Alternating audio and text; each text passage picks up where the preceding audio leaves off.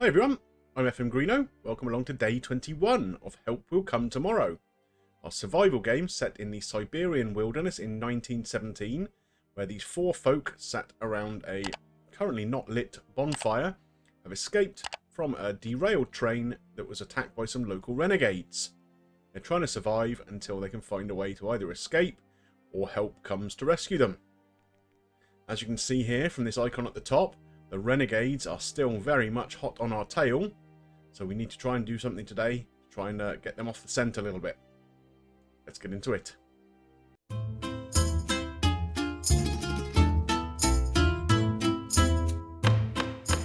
So you can see here on the right hand side, we still have a bunch of missions that we need to undertake. All of these are kind of attacking the Renegades, apart from one where we're going to apparently go and look in the hideout of the Renegades, which sounds a little bit risky. But we'll give it a go. So, obviously we still have a bunch of things we need to do at the beginning. The fire is not lit, so the guys are starting to get a bit cold. You can see here, this icon here for Sir Edward Grey shows that he is starting to freeze a little bit. His frost level is 55, and the same here for Dimitri. A little bit lower. Obviously, they recently spent a night out in the wilderness after getting caught out too late trying to set up some traps. We need to feed and water the guys before they undertake anything. Now, of course, we can't cook them any food at the moment, which is a slight problem. But we do have some stuff that we can feed them, as long as they're not too choosy about what they'd like to eat. We have some raw meat here, which I think I might actually give out today. Otherwise, it's likely to go rotten before we're able to use it. We do have things like mushrooms and beans, and there's some smoked meat here. There's a bit of lard if they really need to eat something. But I think we'll probably start with the raw meat. Now, it doesn't always sit very well with them, but needs must, unfortunately. So as you can see here, we now have indigestion, which is a bit of an issue, but hopefully he'll be the only person who gets it. No, everybody's got it apart from Maria now. So they'll lose a little bit of morale at night. I don't think that's too much of a problem. The camp morale is high. Individual morale is pretty high. Is anybody else still hungry at all? They're not. So we can just give out some water here now, I think. To everybody, it looks like. And that should take care of the worst of their needs for now. Okay. Well, Maria is still thirsty. Sergei is still thirsty. Well, we'll give them a little bit more. It's not too much of a chore to make it some extra water at the end of the day if we need to. So, we need to think about how we're going to undertake some of these missions today. So if we take a look at the expedition screen, you can see here we've set various kind of traps in different areas. And it does say you kind of need to carry out the ambushes when the renegades come close. Now, I don't know if that means if they're in the same tile or in the next tile. We have already taken one renegade out. Now, as things stand, nobody is actually on the right tile. But I think we'll go up and take a look, and hopefully being on the adjacent tile might be enough, might be close enough for us to have a little go at that. So I think we'll send our first expedition out, and we will send the two boys again. Dimitri and Sir Edward. We will give them some items to take. Actually, we've only got one arrow left, which isn't ideal. But we'll take it anyway. So the bow and arrow. We will take the snowshoes, because that helps us not to get lost. And the torch. Anything else we want to take from here? Knife, I don't think we really need to. No, I think we're okay. Of course, the more stuff you take with you, the less stuff you can carry. So, actually, maybe we'll take the sack as well then, because I think that actually increases the amount you can carry again. Okay, so we're going to send these guys out on an expedition, and what we'll do is we'll come up round the top here and try and get up to this area and see if them being in the adjacent tile is close enough for us to make an attack on them. So we'll search our way as we go along, see what we can pick up. Hopefully we'll find some bits and bobs to eat. There's nothing really of any consequence there, unfortunately.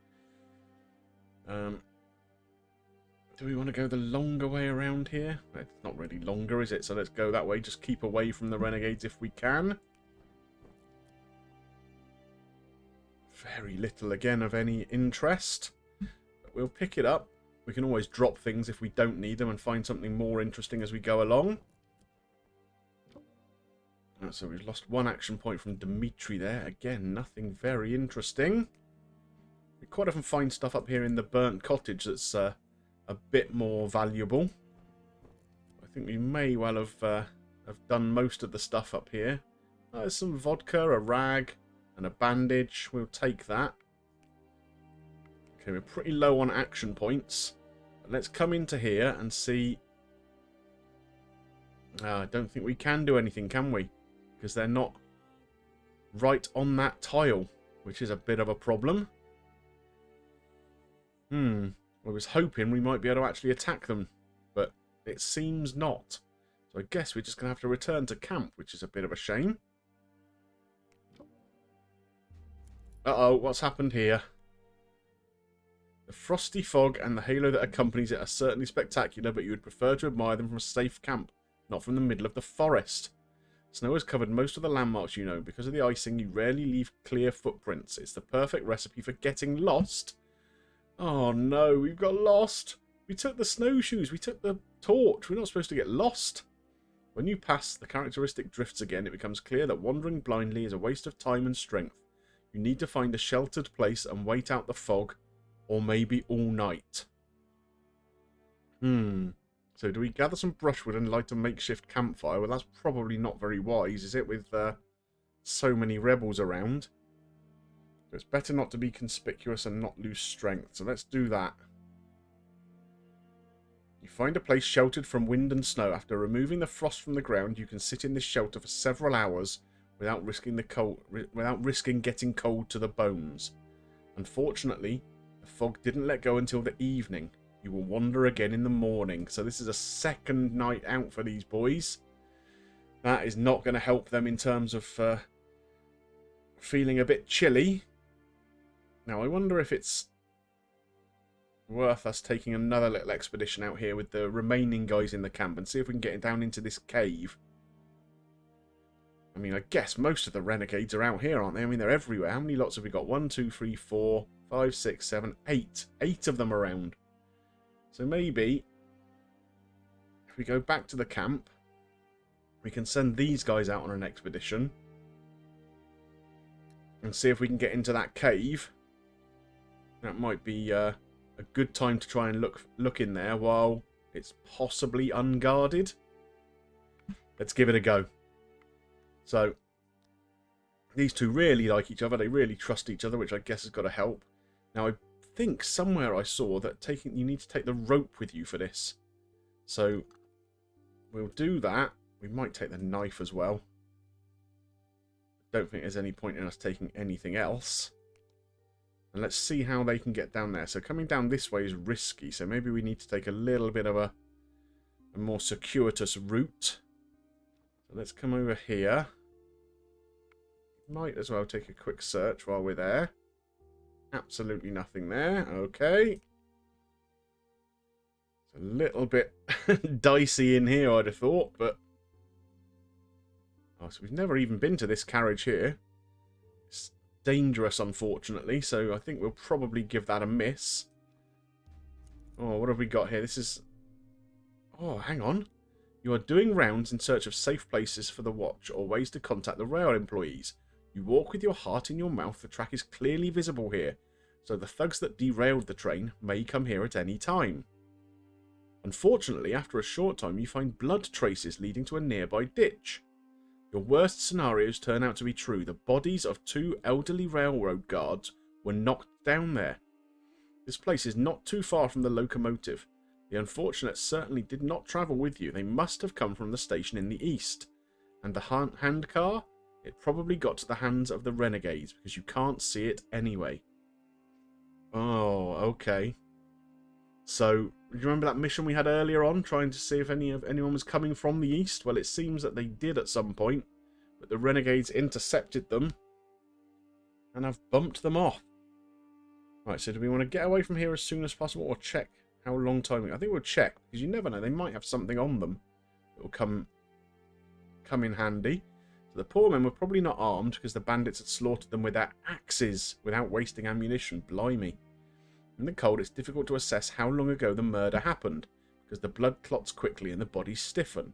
But if the dead men were lying here more than a day, they would probably attract wolves or some lynx. The thugs must still be around. Well, I think we know they are, don't we? But we're going to search the bodies nonetheless. The thugs had already robbed the bodies of shoes and hats, but you are more desperate. Even a torn piece of a lousy uniform can be useful for kindling or tying a shelter.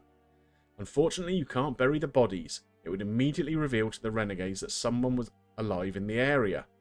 You hope that after death, no one will reproach you about this. Well, you've got to do what you've got to do at this point, haven't you? So we've managed to find some rags and some string on those guys, so we'll take that. Oh, the poor guys. Very unfortunate. Right, so if we come down into here, there is no shortage of caves in this part of the taiga. You probably can't see that behind my head where we went, but it's right in the bottom right-hand corner. But only a madman would try investigating them blindly. After all, a cavern is a potential bear's lair, a bottomless abyss, or a trap ready to bury the explorers underneath the cracking ceiling. Not to mention the renegades. It doesn't sound like this was very wise, does it? But you trusted the tip from the dying bandit and know what signs to look for and where to expect ambushes. Behind a blow-down clearing, behind a distinctive hill with 2 single larches, you find a small grove. Cross it carefully until you see a boulder resembling a Cossack cap. On the fresh snow at its foot, you can see a lot of human tracks. Following them should easily help you find an entrance to the cave and potential patrols. So should we carefully search for the entrance or circle the mountain looking out for guards? That's a tricky one. Let's carefully search for the entrance. Let's go for it. You see no one in the area around the boulder, so you sneak from the groove even towards the entrance, making no sound. The vestibule of the cave is big, here and there padded sloppily with furs, while deeper you can see a faint bonfire. The renegades somehow constructed a ventilated cavity for the fire, thanks to which the flame is not visible from a distance. In addition, there is a big stockpile of firewood nearby, which should let out very little smoke. That explains why you haven't noticed the hearth earlier. There's 2 thugs lying near the fire. One of them has a cap on his face and is probably napping, but the other might be on guard. Okay. So, we should have brought the knife with us, shouldn't we? That would have come in handy. So do we sneak up to the renegades and try and kill them with a weapon? Well, I don't think we have a weapon unless we use string or a rope. Okay, we'll throw a rock to see if the guards will be alerted. Again, this is a very, very tricky decision. Should we try and sneak up on them? We might be able to kill them with our bare hands. You cover the fathoms between you with ease. You get to the bandit who's having his back to you and quickly end his life. Oh! Convulsing, he kicks his sleeping comrade, but he only snores louder and draws his cap even more on his face. That's when from the depths of the cave come voices. It's the speech of the Kunkuji, which you do not understand in one bit. They are talking lively and laughing. There must be a couple of them. These Russians must have too not understood Manchurian, so they chose to sit in their own company near the entrance, to their own peril. You quickly sink the blade into the body of the other bandit, the snoring one, and then arrange the bodies in natural positions in a way that conceals the wounds. You have no desire to remain here any longer, since it's impossible to predict when the Kunkuji will decide to leave the cavern. But since you're already leaving, you take some of the furs and trinkets found on the Russians. Okay. We have bullets. Oh, yes. And we have a pistol as well. Some furs, some cigarettes, some vodka, and a bit more string. Right, well, we'll take all of that. Oh, cool. We've been waiting all this time to get some bullets, haven't we? So, that is good news. Now, we haven't actually even been down here, so is it worth taking one more? Oh, a bit of shock here for Sergei, but we can sort that out easily enough. Maybe we'll come down to this area where we've not been and just have a quick little search. There might be something useful down there. Some more bullets. St. John's wort, psychedelic mushrooms, ordinary mushrooms, and some needles. Okay. Now, we could come back through this way. Is it worth going to have a quick look in here? Come on, we haven't been here. You're only here once. Let's have a quick little look.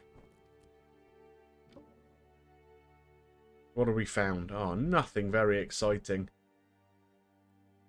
Scrap metal, bit of charcoal. That's a bit disappointing for somewhere that was so deadly and dangerous. But, oh well, it is what it is. Right, it's time to return to the camp. I think it's a fairly good haul. At least we got a load of bullets now. 7 bullets. So for the next expeditions, we can take a rifle with us, or the pistol even. So that will come in very handy. Now, we do need some more water, so we might as well get Sergei to come down and make that right now. There's not much else they can really achieve, I don't suppose. So we'll do that. Obviously, the other guys aren't coming back to the camp tonight. So it's going to be a bit of a quiet one. So we can send these two for a little rest. Up in the shelter area here.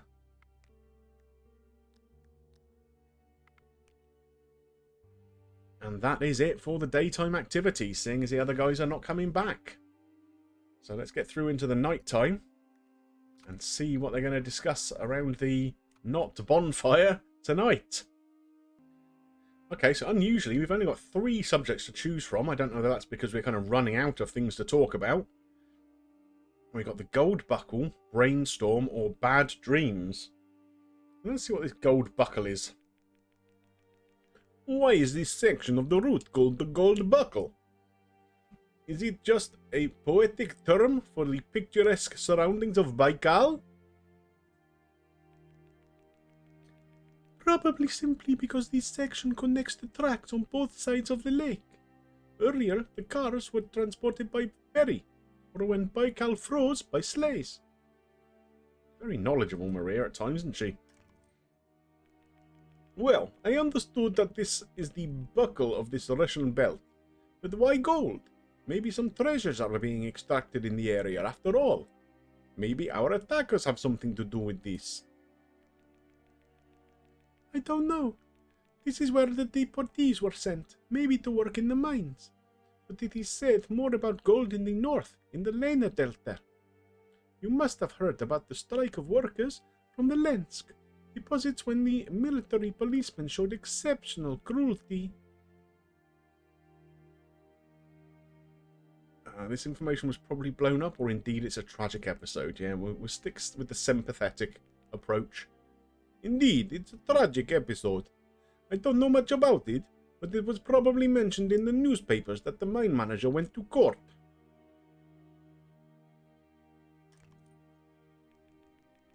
He did, but got away. They will not condemn their own people, and life cannot be returned to the workers anyway. Under the Tsar's rule, the working of mining gold and sand, was the worst torture. Let's hope it will change. Okay, so obviously that's a little discussion about how bad things were in the old days, and they're hoping the revolution is going to make things a little bit better. Time will tell with that, of course. So do we go with bad dreams or brainstorm? Bad dream seems a bit negative, doesn't it? Let's try brainstorm. Compared to the Renegades, we are poorly armed. Let's figure out what other dangerous places we've found in the taiga, and how we can use them against these thugs. We've kind of been doing that already, Maria, haven't we? There was an avalanche once at the northern slopes. The Renegades seem to rarely go there, but if we lured them there, we could try to cause another landslide. Ah, okay, so we're going to try and do another thing. A snow avalanche. Okay. Trees in the west are much denser, and you have to trudge through them almost blindly. What if we set there some snares or a falling log? Okay, and another mission comes up. Fitness trail.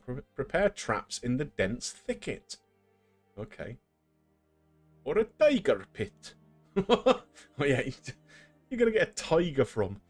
Yes, it seems like a thing that could work. There's a lot of work waiting for us in the morning. He's suggesting they get some kip now, I suppose. So, hopefully everyone's got their morale. I'm a little bit concerned about how cold the boys are going to be when they get back. Yeah, we got a bit of a hypothermia problem going on here. So, it's going to be tricky to handle that. Obviously, I'm assuming we're still not going to be able to light the fire because the Renegades are still nearby. What's happened to Sir Edward Grey? Why is he lying on the ground like this? What's happened? He's unconscious. Oh, wow. Okay, well, that's something we're definitely going to have to take care of straight away, isn't it? Well, I hope you enjoyed today's episode. I think we achieved a little bit, going down to see the cave and killing a couple more of the Renegades. As you can see here, we've now killed 3. So that's something good. And we have discovered that we do need the Renegades to be on the tile for us to actually go and attack them. But that seems to have come at a little bit of a cost. But if you did enjoy the episode, please drop a like on there for me. Help me get seen by more people, of course. And if you've got any comments about this episode or the series as a whole so far, I would love to see them below.